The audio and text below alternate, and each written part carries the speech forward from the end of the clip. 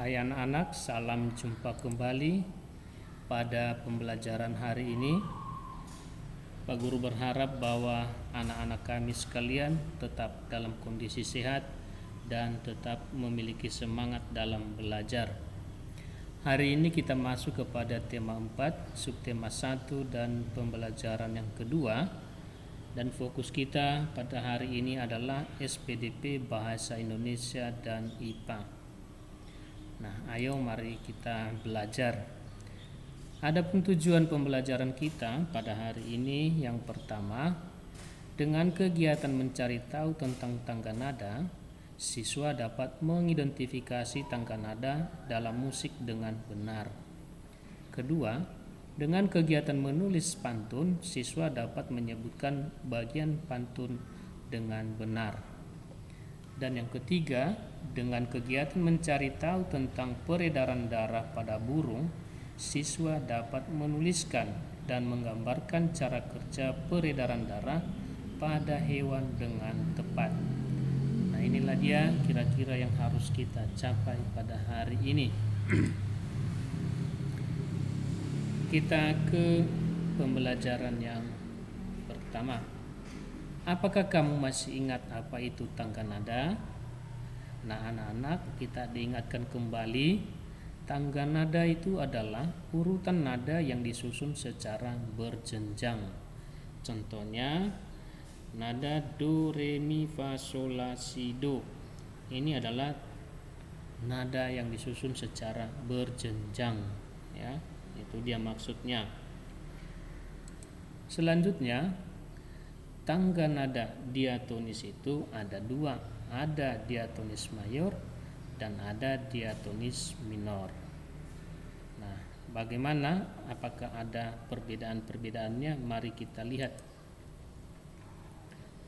Perbedaan nada diatonis mayor dan diatonis minor itu ada beberapa diantaranya.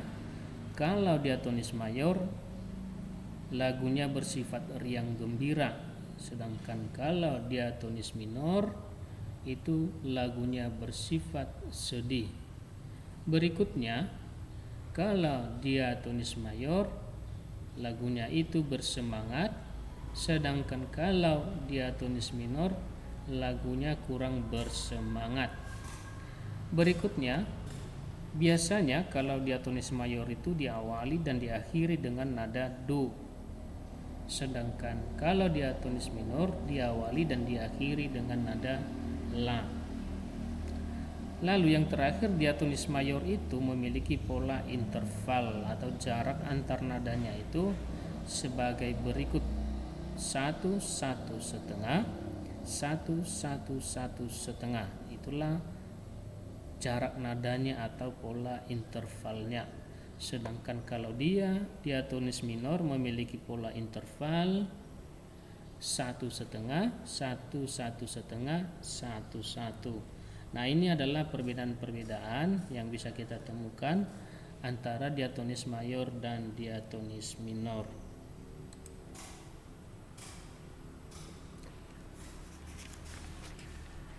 Nah, itu bisa kamu atau anak-anak kami melihat di halaman 9 sampai 10, di sana lebih jelas disampaikan.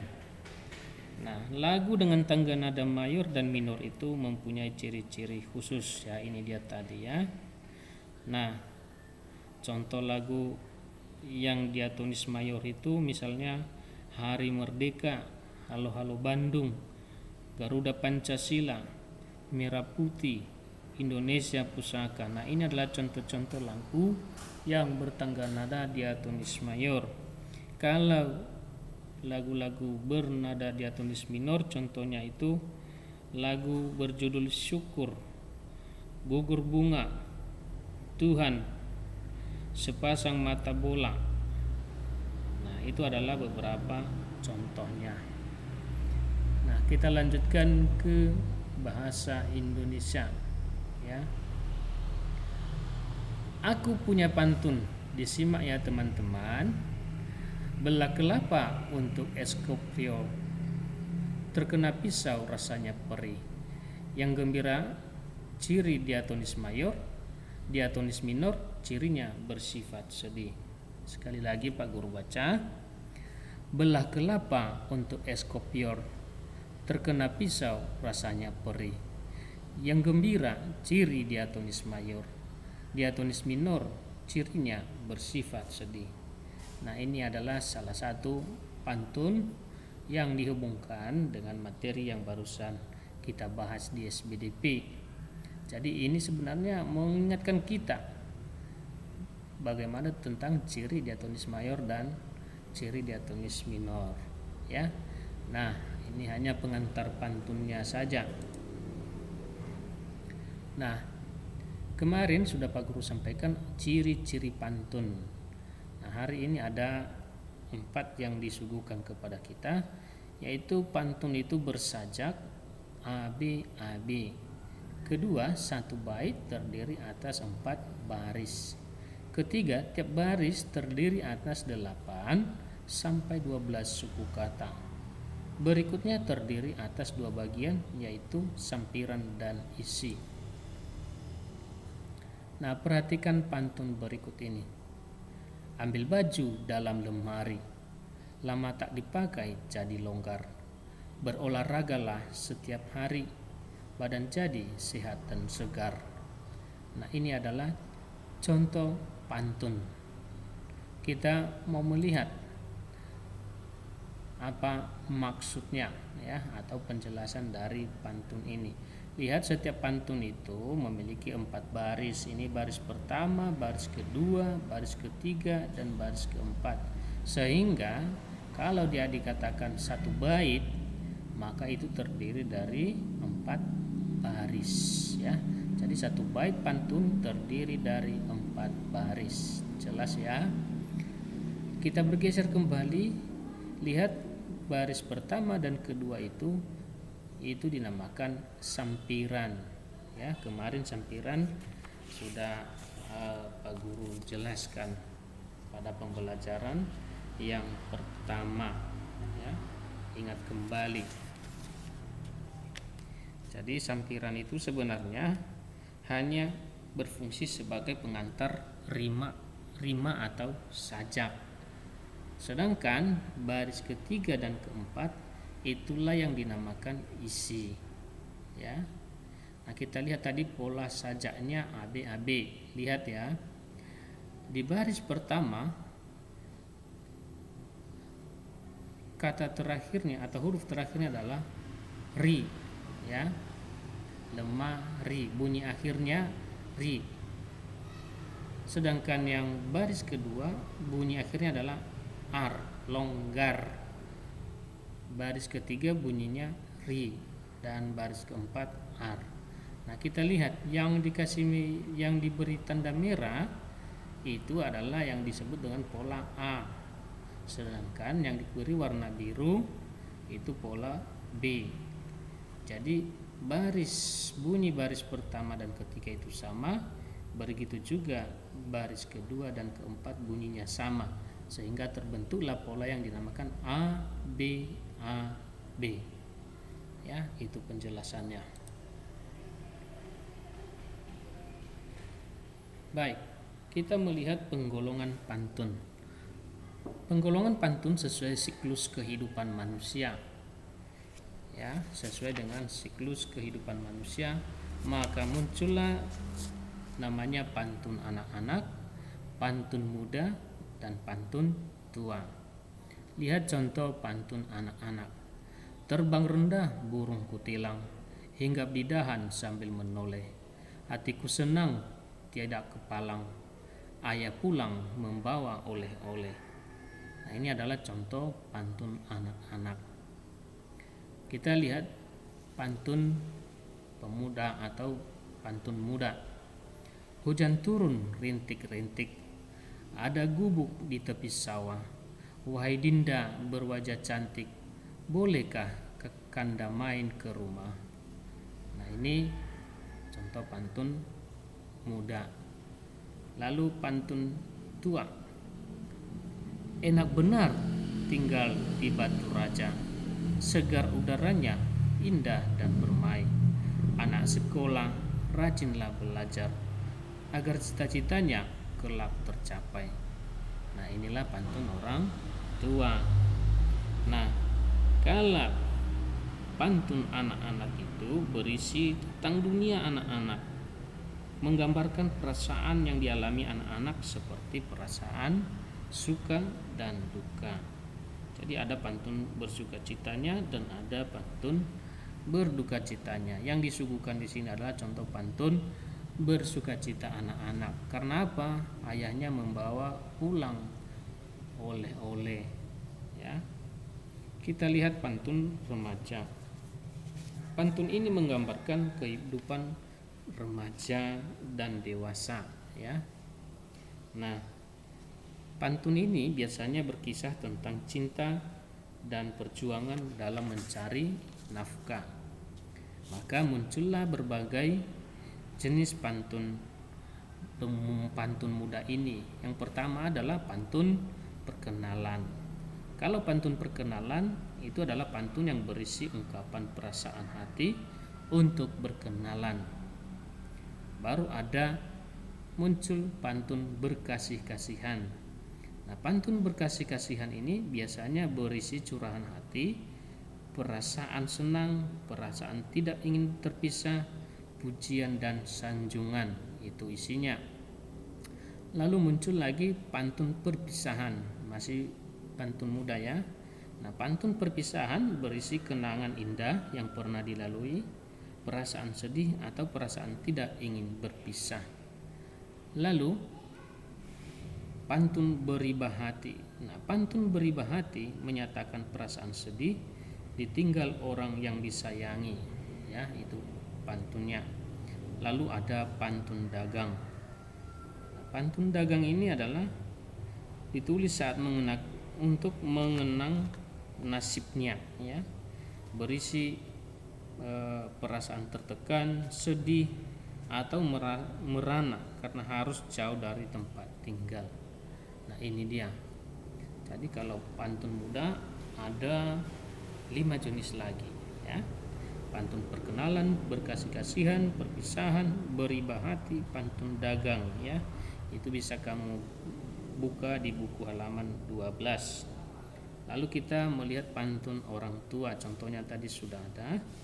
Nah, pantun orang tua itu berisi tentang pengajaran yang diberikan orang yang lebih tua kepada orang yang lebih muda, ya.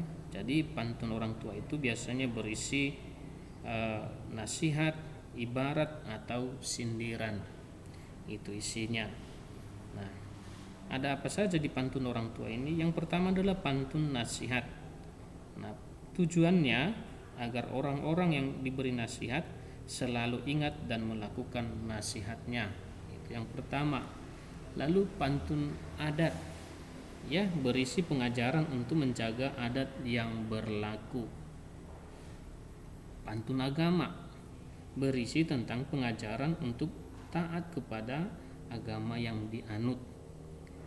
Berikutnya pantun budi, ya, berisi pengajaran untuk berbuat baik kepada orang lain. Lalu pantun kepahlawanan. Pantun kepahlawanan ini menunjukkan jasa-jasa para pahlawan sehingga tidak akan melupakan jasa para pahlawan. Nah, itu dia. Jadi ada juga 1, 2, 3, 4.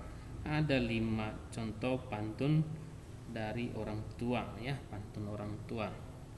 Jadi sekali lagi pantun anak hanya 2, gembira dan sedih. Pantun muda 5. Ada pantun perkenalan, berkasih-kasihan, perpisahan, beribah hati dan dagang. Dan pantun orang tua ada 5. Ada pantun nasihat, pantun adat, agama, budi, dan kepahlawanan. Nah, itu dia anak-anak.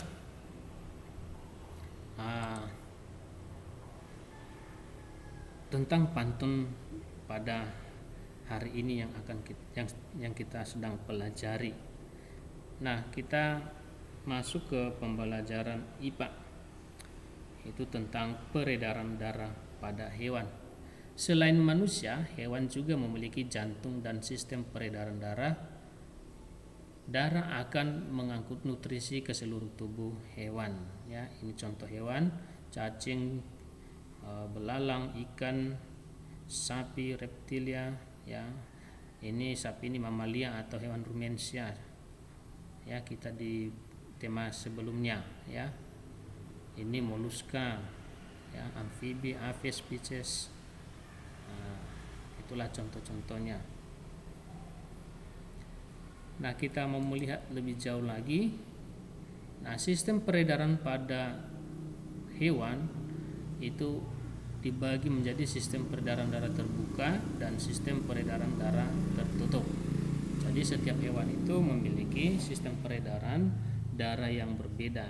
Maksudnya setiap hewan, setiap jenis, ya, bukan setiap satu hewan berbeda dengan yang lain. Nanti misalnya burung gereja berbeda-beda pembuluh darahnya, tidak.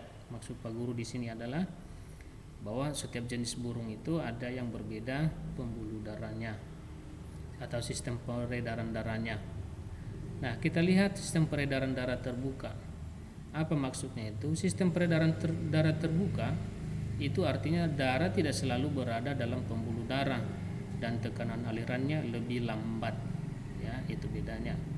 Lalu kalau tertutup, darah selalu berada dalam pembuluh darah dan tekanan aliran darahnya lebih cepat. Nah, kemarin kita sudah belajar tentang peredaran darah manusia, yang ada yang jaring-jaring seperti kabel listrik itu namanya jaringan peredaran darah. Ada yang merah, ada yang biru, ya. Ada 3 macam kemarin. Nah, coba perhatikan gambar ini. Ini dikatakan peredaran darah terbuka. Mengapa? Karena darah itu hanya dipompa dari jantung dan melewati saraf atau peredaran darah, dan ujungnya itu bercampur ke seluruh tubuh. Jadi ada saraf yang terpisah antara darah yang masuk ke jantung dengan darah yang keluar dari jantung. Ini putus jari apanya ini?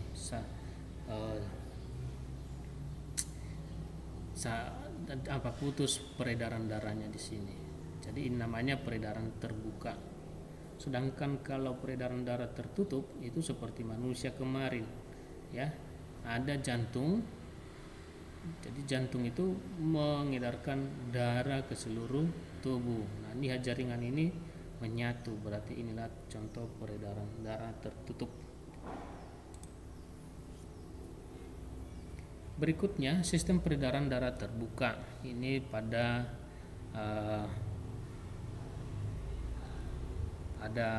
belalang, ya, atau serangga atau insekta.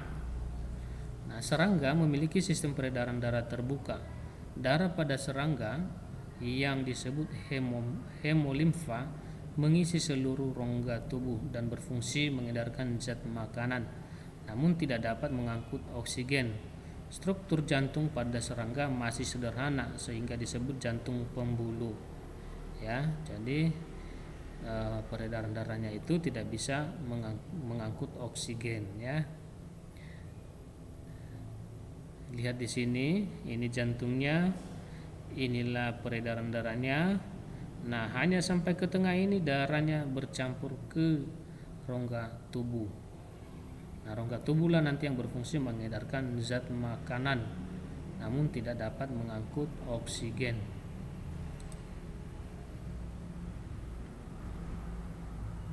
Lalu sistem peredaran darah tertutup. Lihat contoh burung dan kucing. Sistem peredaran darah burung dan hewan mamalia atau menyusui sama dengan manusia. Burung memiliki 2 serambi dan bilik. Sekat antar ruang jantung sempurna sehingga darah bersih dan darah kotor tidak tercampur. Nah, ini kira-kira, ya. Ini darah dipompa dari jantung ke seluruh tubuh, lalu dari jantung dipompa ke paru-paru. Nah, ini dia contohnya. Sehingga darah itu yang sudah terkontaminasi dengan karbon dioksida tidak bercampur dengan darah yang membawa oksigen.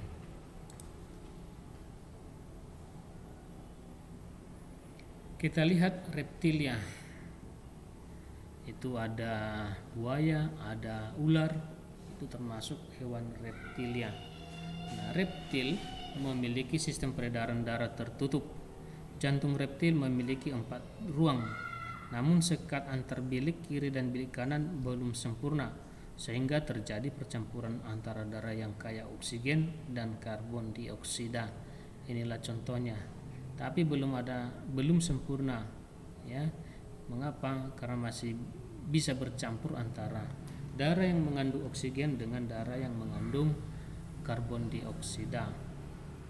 Amfibi ini katak. Hewan amfibi memiliki sistem peredaran darah tertutup. Jantung amfibi memiliki 3 ruang, yaitu 2 serambi dan 1 bilik. Darah kaya oksigen bercampur dengan darah yang mengandung karbon dioksida di bilik. Darah yang kaya oksigen dipompa ke seluruh tubuh. Darah yang mengandung karbon dioksida dipompa ke paru-paru. Nah, ini berbeda lagi. Hanya 3 biliknya. Ya, hanya 3 biliknya, kalau tadi rata-rata 4, ya, yaitu 2 serambi dan 1 bilik, ya. Ikan memiliki sistem peredaran darah tertutup. Jantung ikan memiliki 2 ruang, yaitu 1 serambi dan 1 bilik. Bilik memompa darah ke arah insang untuk mengambil oksigen lalu diedarkan ke seluruh tubuh.